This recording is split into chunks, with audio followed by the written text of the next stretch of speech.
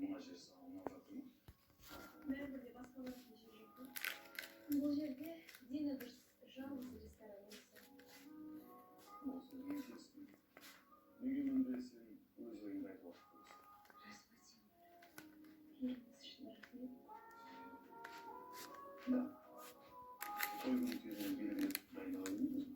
Кешіріңіз қымбаттым. Сіз дайындық деп неге шартын есеп отырсыз ба? Дөрекілік сөзіне қажеті бар. Ойыңызға тиімді бар. Несек сөздер. Мен мұндай сөздерді ешқашан естімедім. Сүйіктім, теңдейін романтик еді. Да. Мен осы қашан сөйледім? Әкемді сөздері өткен жоқ. Олар қашан. Қалсын десем, өз міндетімді атқарғаннан кейін бар. Мен сүйіп болдым. Ал қазір ше? Асында емес. Жаным, сен жеріміз. Сен қаншалықты екенін білмейсің әлі.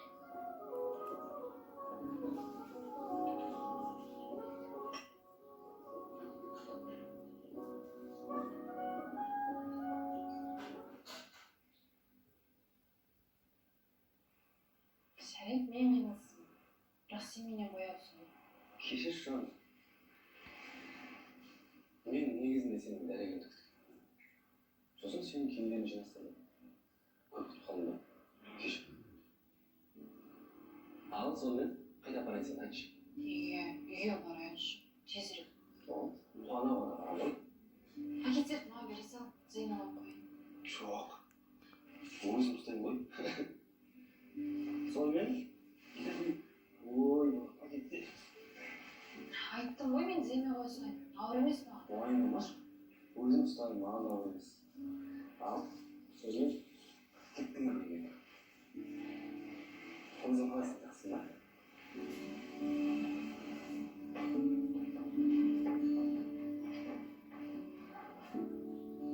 Ұнайды маған күй болып көрді ме қазір?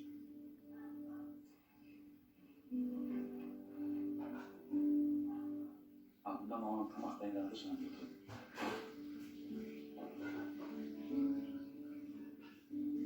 Ана шкафқа өзін шарапын қалды. Мен ештеңе байқамай қалып көретін, мен бәрін байқаймын.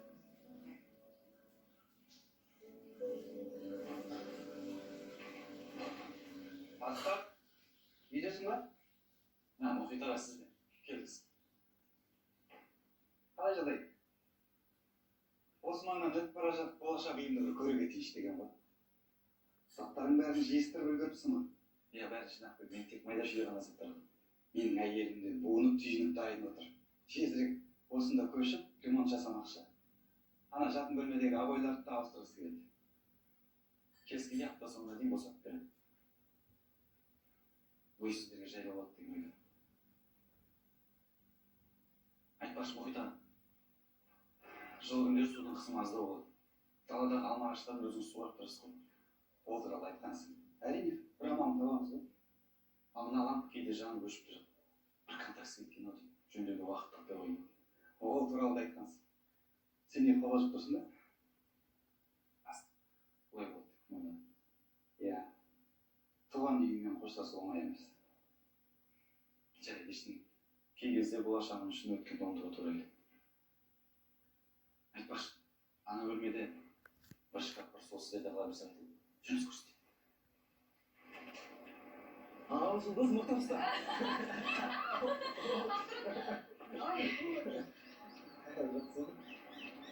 Жат, Ау, мен енді осылай өмір бақи дәрмен соқ қалмайды шығармай.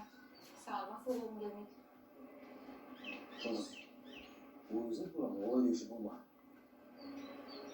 Білесің бе, осы соңғы аптада сен маған керемет қолдау көрсеттің. Сен болмасам жағдайым қандай болар еді? Ең бастысы, сенің өміріңе қауіп төніп тұрған жоқ. сен жақын арада жүріп кетесің. Бірақ дәрігер сен оңалту оңай емес деді ғой. Мен саған ең мықты деген маман тауып беремін. Ең мықты деген маманға қыруар ақша керек. Жаным, мен саған қамқор боламын. Оның үстіне сенің әкеңнің варианты бар. Менің Швейцариядағы емімді төлеп беремін деген айтасың. Иә, ол сен жақын арада жүріп кетуіңнің кепілі. Бірақ біз бірге бола алмаймыз. Маған әкемнің қойған талабындай көңіл керек емес. Сенімен болғым келеді. Жарайды, отырыңыздар.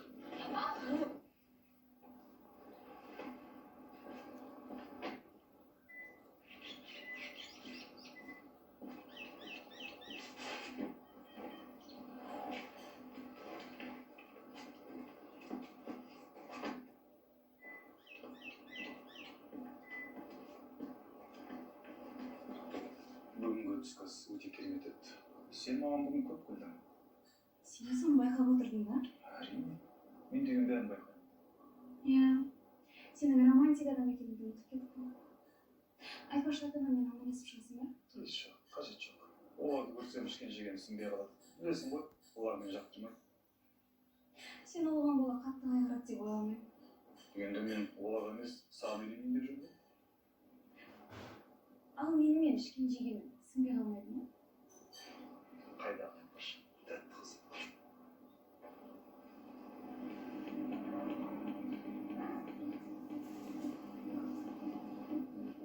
Жарайды менде. Әлі жалғасын тәтті қыз.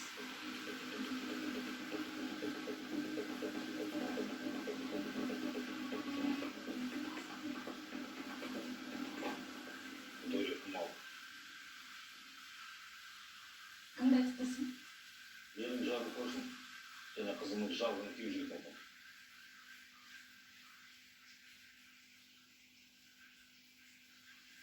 Жанымды жерге жей бермеші. Даны бой жеткен қыз. Айгүл, ол менің балам. Ал темірге біз оған сатқалы отырғандаймыз. Ешкім оны сатқалы отырған жоқ. Ол өз солай шешті. Қызымның қыңыр мінезі бар екенін білмейсің бе? Ойына не келсе соны жасайды.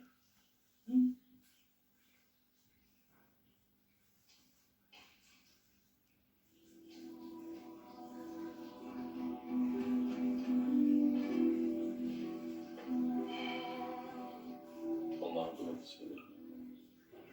Керісінше мен оған қамқор болуым керек соң. 18 жыл болды ғой қамқор болып жүрген. Дамыды бәрі жақсы болады. Иә, темірдің бизнесмендерге сай дөрекі мінезі бар. Бірақ енді ол жауыз емес пе? Мен оның қандай адам екенін білмеймін. Сондықтан екеуінің тағдыры қосуға мен күле алмаймын. Ол Дананы ренжітпейді. Жас әйелдің қасында еркегі де жақсы болады.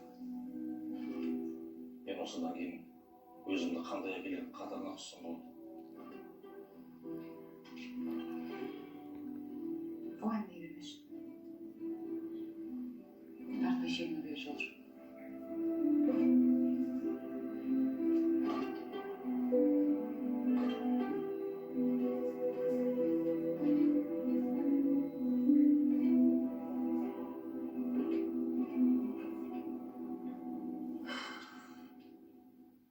Баян, неге көңілсізсің? Әлде бұл жерден көшкің келмей қалды ма? Жоқ апа, о не дегеніңіз? Керісінше, кетерігімді асыға күтіп жүрмін. Онда неге тұнжырап жүрсің?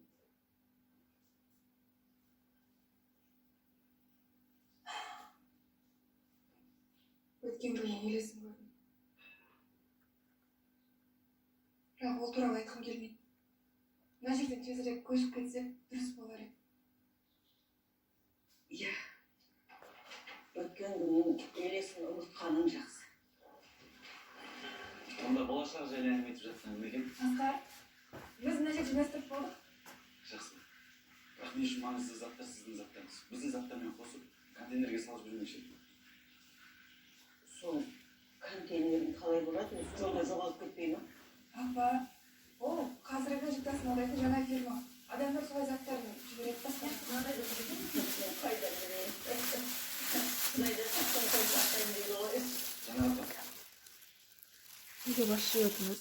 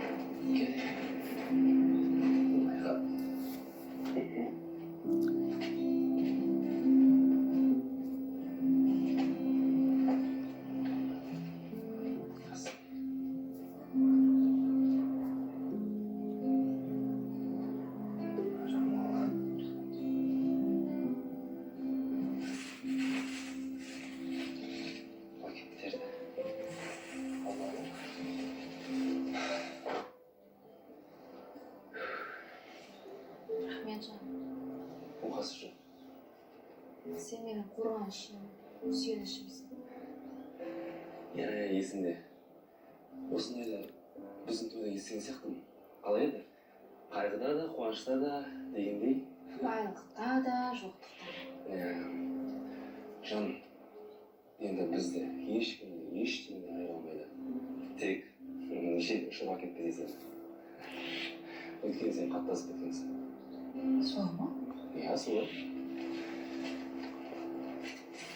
Сол үшін саған 2 адам үшін тамақтану керек. 2 адам ішінде сен ішіне қоямын. Енді оны көре жатармыз. Онда кеттік үйге.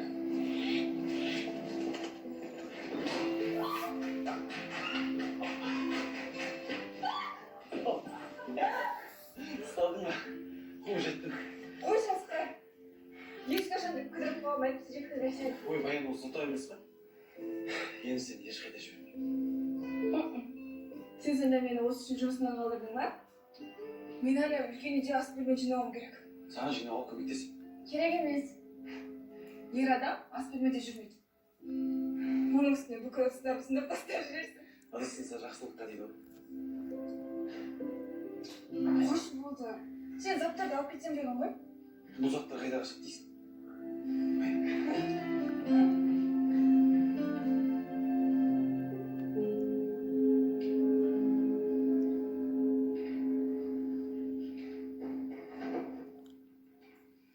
Жан, дайынсың ба? Дайынмын.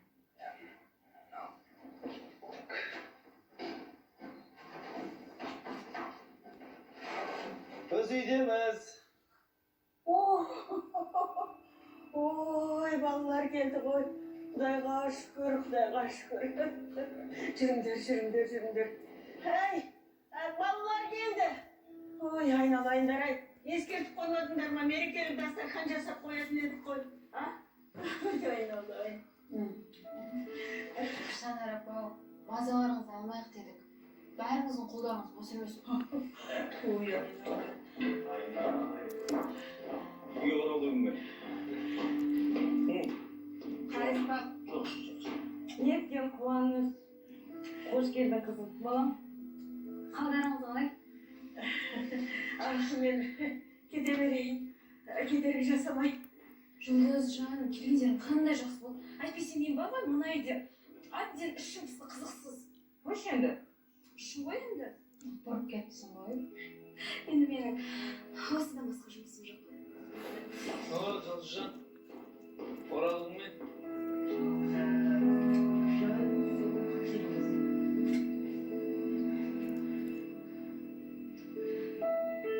Рахмет бәріңізге. Үйге оралғаныма ризамын. Жаным, мен бағана таңертең Нұрсұлтан қаласындағы досыммен сөйлестім. Ол маған айтты, жақсы дәрігер тауып беремін деді саған. Жақсы ғой. Сосын ержан үйді сатқан соң, біз бәріміз.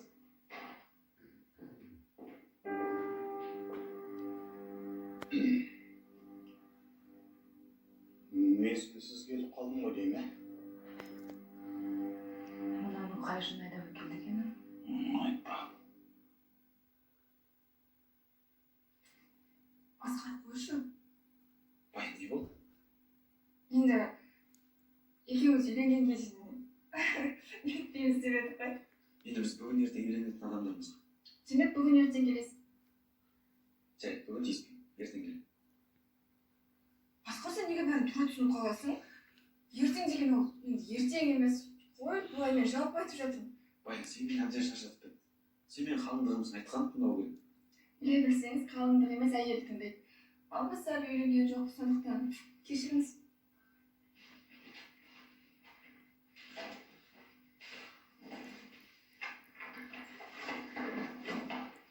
Баян, заттар тезірек жерге қой. Менің қалыңдығым ауыр көтермеу керек. Жарайды. Қуана қоямын. Айтқанын тыңдай қалдың. Қыз. Жұлдыз, қобалжыма. Бәрі жақсы болады. Ескертпей келгенім үшін кешірім сұраймын. Қараңдар екеуі не дегеніңіз? Біз бәріміз бір отбасымыз ғой. Рахмет, Сәке. Рұқсат болса мен қызыммен жеке сөйлессем деп едім. Не жарайды. Онда біз шығып кетейік. Жарайды. Жоқ, тоқтаңыздар. Папам дұрыс айтады. Біз бәріміз бір отбасымыз. Ал менің отбасыма жасыратын ешқандай құпиям жоқ. Жұлдыз қызым, Әке, айтқыңыз келген нәрсені осы жерде айтыңыз. Бұл жерде ешқандай артық адам жоқ.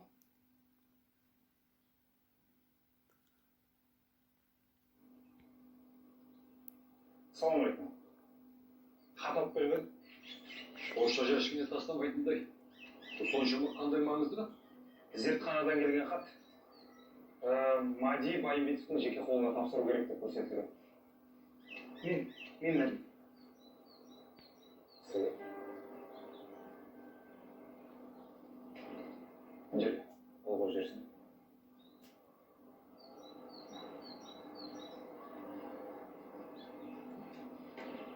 Жақсы мен, жүре берейін. Сау болыңыз. Сау болыңыз. Бұл не қылғанды? Сізге ұнамауы мүмкін. Мәди. Сен менің айтқандарымды тыңдамай, қарғыс атқыш тараптан ақыр жасаттың ба? Әке, не шындықты білуім керек?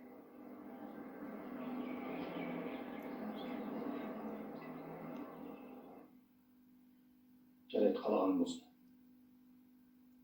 Мен өз қателігімді түсіндім. Соны сіздерге айтайын деп келдім. Қандай қателік? Сенің әлсігенін көре тұра, саған қатты қысым жасаған беті. Иә, әке, оныңыз дұрыс болмады. Бірақ түсінгеніңізге рахмет. Мен сіздің кешіріміңізді қабыл алдым. Рахмет қызым. Бірақ менің ұсынысым сол алдында. Телефон шалсам болды. Ертең ақ Швейцарияға сені ота жасатып алды. Бұны керемет қой. Иә. Қызым. Жұлдыз, ол жақтың медицинасы өте жақсы. Иә, бұл жақсы мүмкіндік. Ойланатын ештеңе жоқ. Иә. Жоқ. Қызым, неге?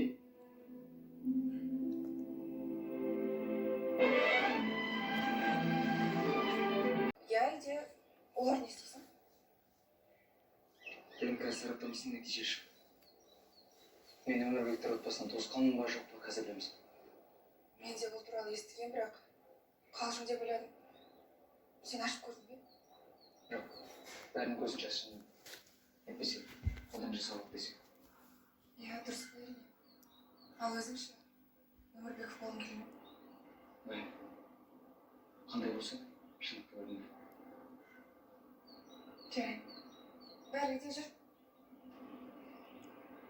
Қызым бері қарашы. Швейцарияда ота жасату керемет мүмкіндік. Ондай шансты жіберіп алуға болмайды. Мам, әкемнің қандай талап қойғанын білесіздер ғой. Жұлдыз. Әке, мен ғалыммен ажыраспаймын. Ішіндегі баланды алдыртпаймын. Мейлі. Сен соншалықты қаласаң, өмірбекова болып қала бер. Бірақ іштегі шарананы алып тастау керек. Менің баламды ма? Сіздің немереңізді ме? Қызым, бұндай мәселеде сезім жақсы ақылшы емес. Тезірек ота жасатпасақ, кейінге қалса дұрыс болмайды. Я жүкті әйелге ота жасауға болмайды. Білем, жаттап ал. Қызым-ау, уақыт өтіп жатыр. Сен қайтадан айығып емделуге мүмкіндігің аз. Сондықтан мен сенің аяғыңнан тік тұрып кетуіңді қалаймын. Әке, айтыңызшы, сіз мен жақсы көресіз бе?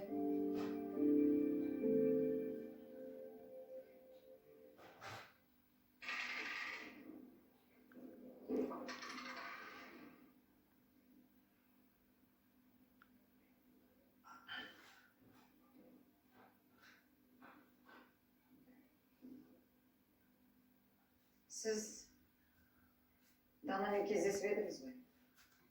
Ол сіздің тағы да жүйкеңіз жұқартып жүр ме? Есіңде болсын. Жас хатшы бәрін көрсе де білсе де ешкімге ештеңе айтпайды. дұрыс айтасыз. Бұл менің шаруам емес еді. Тоқта. Дегенмен сенің пікірің артық болмас. Мен басында Дананы жай ғана ерке қыз деп ойлап жүрсем, оншалықты аңқау емес екен бе? Енді сіз одан не күтіп едіңіз? Қалай дегенмен ол Қасым Өмірбековтің немересі. Иә, дұрыс айтасың. Ол нәзік қыздың бойында Өмірбековтердің бұзықтығын туып жатыр. Сол себептен мен оны бағындырғым келеді. Үйленіп алған соң тәртіпке саламын. Үй қызметшісі бәрін білдірмесе болар. Данаға сіз туралы айтты. Уайым айтасың. Ол менен өлгенше қорқады.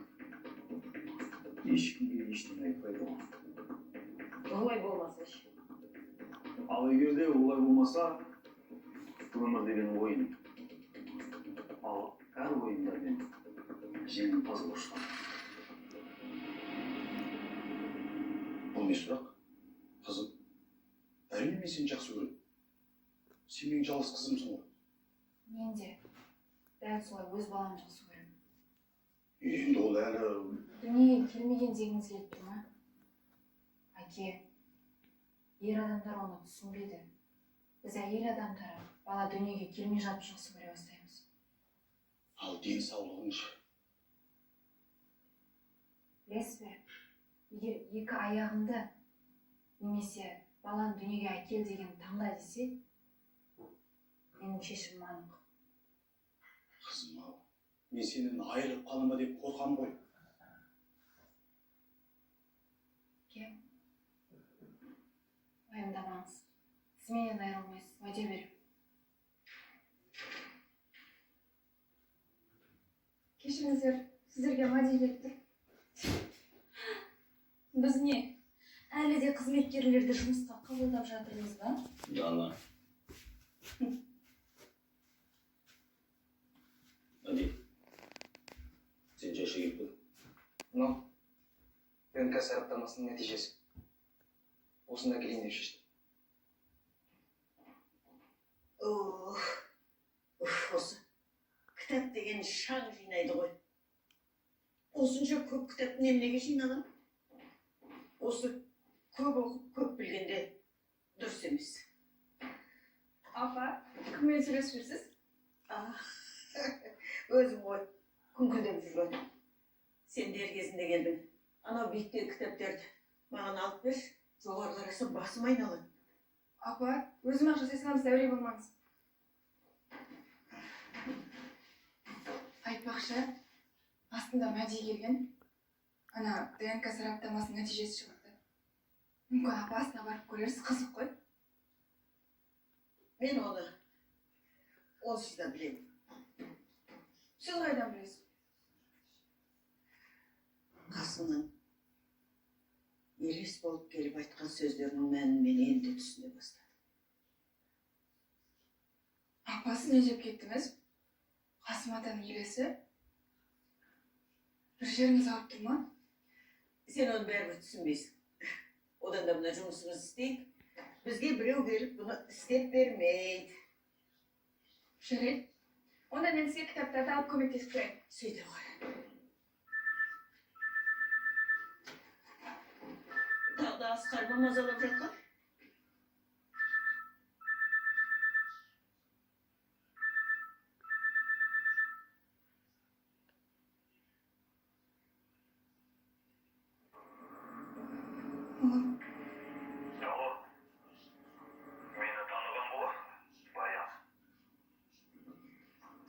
Сізге менен не керек?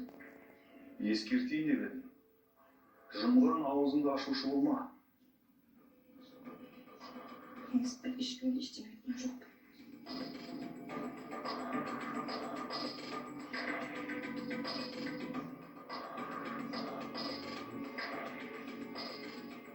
Міне ақылды қыз. Егер де біреуге бірдеңе дейтін болсаң, менен жақсылық күтуші болма. Жоқ. Біз жақын арада басқа қалаға көшеміз, сосын бізді мүлдем көрмейтін боласыз. Егер керек болса, жердің түбіне түсіп кетсем де, мен сені тауып аламын.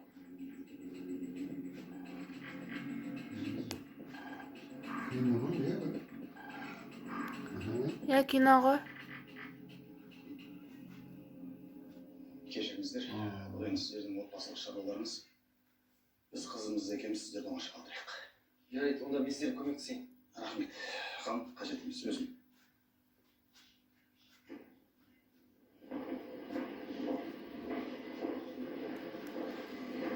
Маған бұл құпия жайында ешкім ештеңе айтқан емес. Бірақ қазір бір қызық болғалы тұрған сияқты. Иә. Өткен күннің сауалына жауап алатын күн келді. Самат созбаш. Зарықтырмышсың.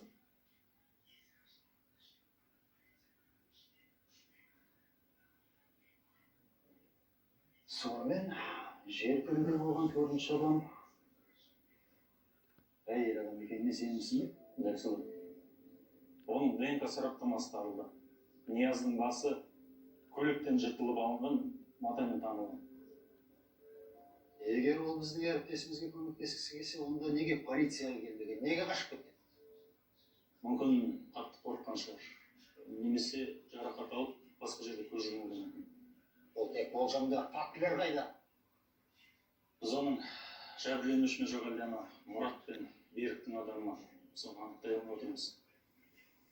Енді жаңалықтаңдар, табыңдар. Нияздың өліміне қатысты адамдар жазасыз қалмау керек. Біз оны міндетті түрде табамыз.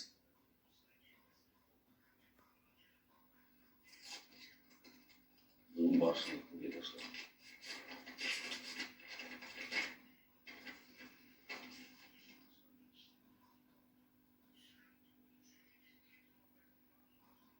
Самат. Я болшы дейсіз.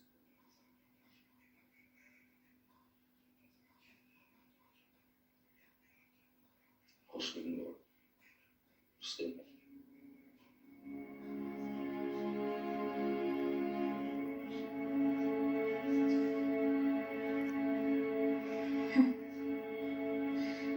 Олай бар ғой, бізді таң қалдырғаннан жалықтырған емес. Иә? Дұрыс айтасың қызым. Мен сенің баланы алдырмау туралы шешіміңді ешқашан түсінбейтін шығар. Бірақ бұл өзіңді мен құрметтеймін және қолдаймын. Рахмет, әке. Білесіз бе, бұл шешім менің аяғыма тұруынан да маңызды.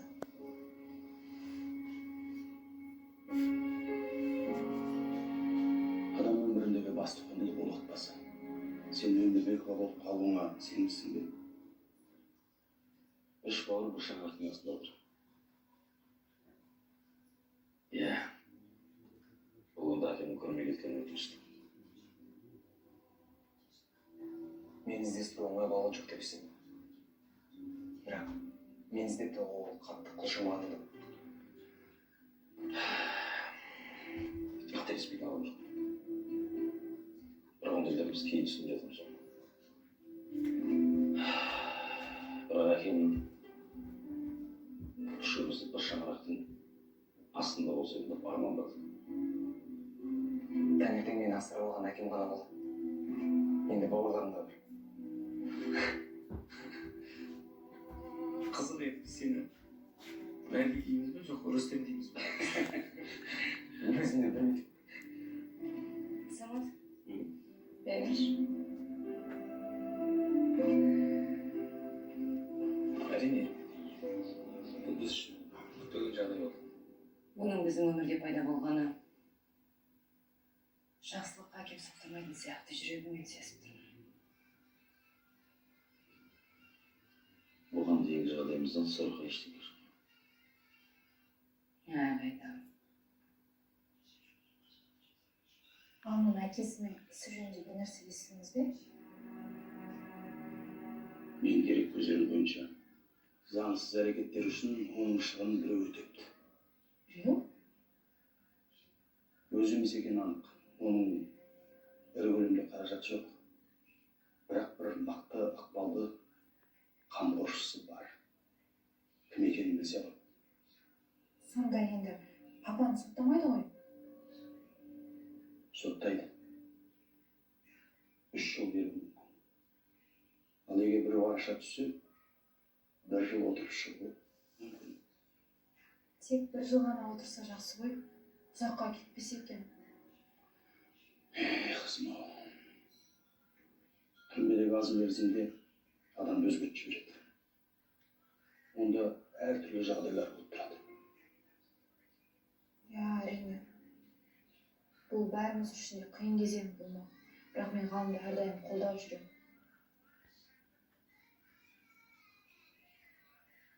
Мен сенің жауабыңды естідім.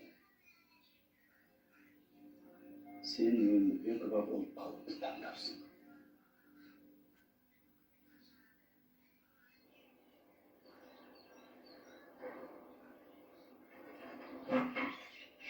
Асқар ол мені өлтіреді. Ай, не оқпа? Ол мен қай жерде болсам тауып аламын деді. Асқар емес деймін. Ол Сағитжан. Сенің жауларың бәрі марқұм болған. Мен сені ешкім азаламын. Мен саған бәрін айтқан жоқпын. Сонда кім? Темір. Асқар ол жаңа маған хабарласып, мен сені тауып алып өлтіремін деп. Темір, біздің дананы жігіті ме? Бірақ ол беделді жақсы адам еді. Жоқ, өте нашар адам Асқар, ол өте қорқынышты адам. Ана полициялар жалдағанда сол болатын. Асқар, сен қайда барасың? Мен қарындасыма қауіп төніп тұр. Сен данаға Темірдің қандай адам екенін айттың ба? Асқар, егер мен оған айтатын болсам, ол мені өлтіреді. Енді не істейміз?